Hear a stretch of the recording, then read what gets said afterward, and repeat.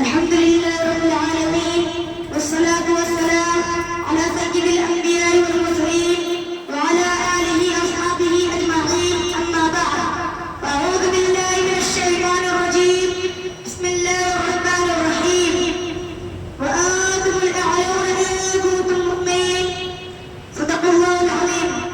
वो मुअज़्ज़ज़ थे ज़माने में मुसलमान होकर, वो मुअज़्ज़ज़ थे ज़माने में मुसलमान होकर और खुदखा हुए तारीख़ कुरान होकर। मोहतरम बुजुर्गों और दोस्तों, आज मेरी गुफ्तगू का मौजू मुसलमानों की तबाही और उसका इलाज है। आइए इस मौजू के तहत हम अपने शानदार मादी पर एक नजर डालकर मुस्तक़बिल तामीर और तरक्की के सामान तलाश करें। कुरान करीम में रब्बुल जलाल का इरशाद है, व आंतुमुल अ'लाऊना इन कुंतुम मुमिनीन, तुम ही सब बुलंद रहोगे अगर तुम मोमिन हो। ये इरशाद बारी हमारी पूरी तारीख में इख्तिसार है और इसी में हमारी तरक्की का राज मौजूद है। तारीख के सैकड़ों वाक़यात ये बताने के लिए काफी है कि जब भी हमारा रिश्ता अल्लाह से और उसके दीन से मजबूत रहा, सरबंदियों की कामयाबी ने हमारे कदम चूमे और जब कभी भी इस रिश्ते में किसी किस्म की कमजोरी आई तो वह इज्जत और रफ़अत के आसमान से जिल्लत और सख्ती के गार में जा गिरे। तारीख हमारे सामने जंग बदर की एक मिसाल पेश करती है।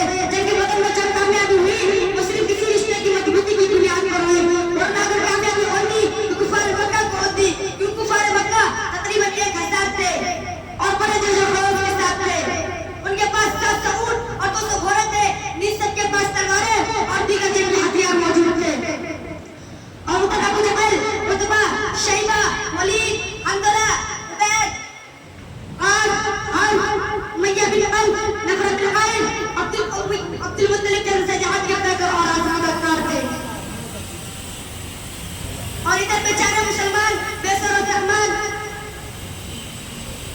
कुल तादाद 313, सवारी के लिए कुल 2 घोड़े और 70 ऊंट है।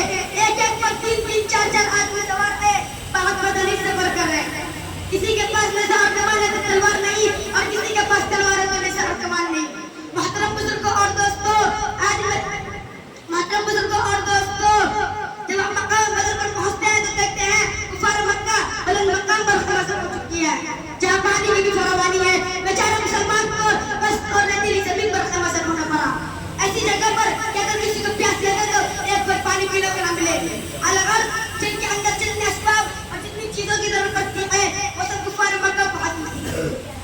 मगर जब लड़ाई शुरू होती है तो कुफार मक्का का जरगुली की तरह काटा जाता है।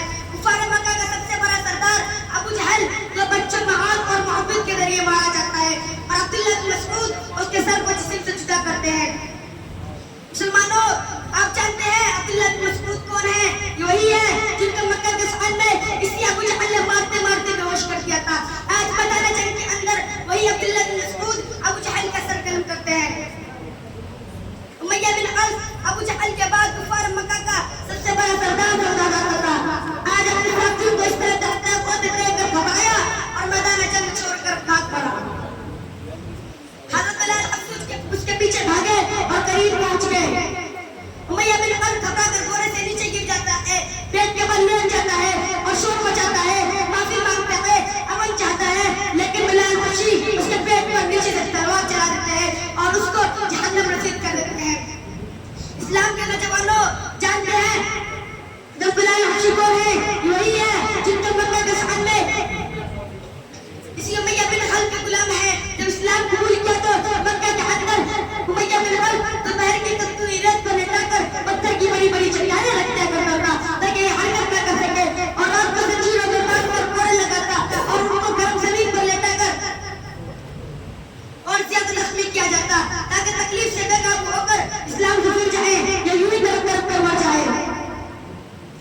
पैरों में रस्सी बांधकर मक्का की गलियों में घसीटा जाता है, तरह तरह की अदियतें और तकलीफ पहुंचाई जाती है, यहाँ तक कि तकलीफ देने वाले बन जाते हैं, उकता जाते हैं,